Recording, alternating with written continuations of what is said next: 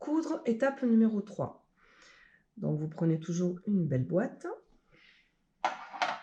Alors cette étape-là, on va avoir les mêmes outils que la précédente et on va aujourd'hui apprendre à coudre un bouton.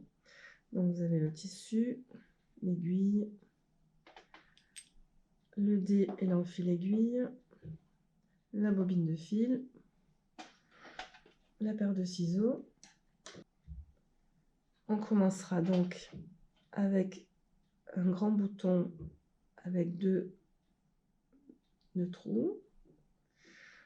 On complexifiera plus tard avec, vous voyez, 4 trous. Et quand l'enfant affinera son geste de couture, on prendra un bouton plus petit. Alors d'abord avec 2 trous et ensuite 4 trous. Il faut toujours que la difficulté soit croissante dans l'apprentissage d'ici de la couture. Donc on prend ce petit bout de tissu, donc on va choisir ce bouton.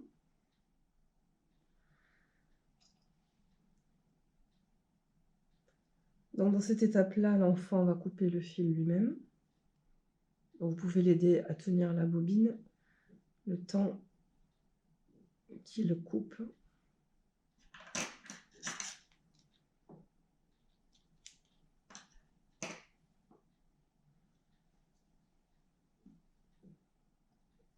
Là aussi, vous pouvez lui tenir l'aiguille pendant qu'il introduit l'enfil aiguille. Alors soit il le tient tout seul, soit vous pouvez l'aider et il va passer le fil.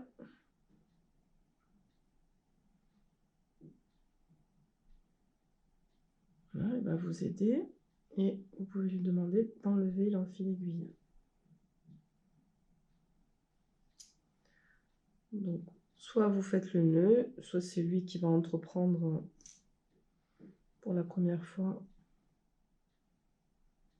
Il peut essayer.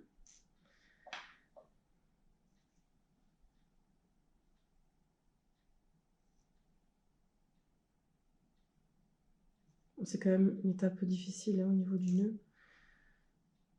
Mais s'il a envie d'essayer, il faut surtout éviter de le mettre en échec et de l'encourager dans ce but-là.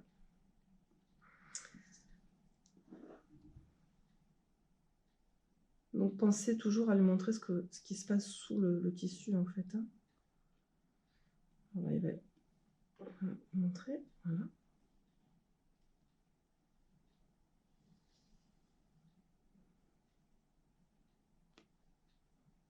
Donc ce sont des présentations qui se font sans parler pour que l'enfant soit vraiment attentif à ce qui se passe avec nos mains.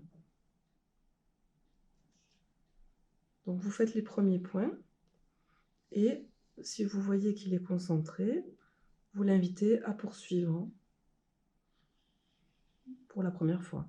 Ensuite, c'est lui qui va entreprendre en toute confiance et à son rythme. Ça, c'est très important. On a le temps pour que l'enfant prenne en confiance et en estime de soi. Il faut lui laisser le temps et surtout le laisser se confronter à ses propres erreurs, sans mise en échec, sans jugement. Donc là, voilà, quand il estime que c'est prêt, on va lui montrer comment on arrête le point.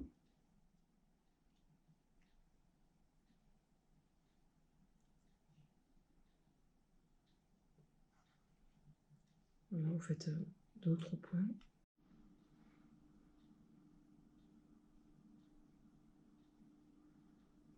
Donc il faut que ça reste un plaisir, maintenir sa curiosité et l'intérêt qu'il va trouver, notamment dans l'enfil aiguille, l'aiguille, le dé. Voilà, donc quand vous avez terminé votre nœud d'arrêt, vous lui demandez de couper le fil.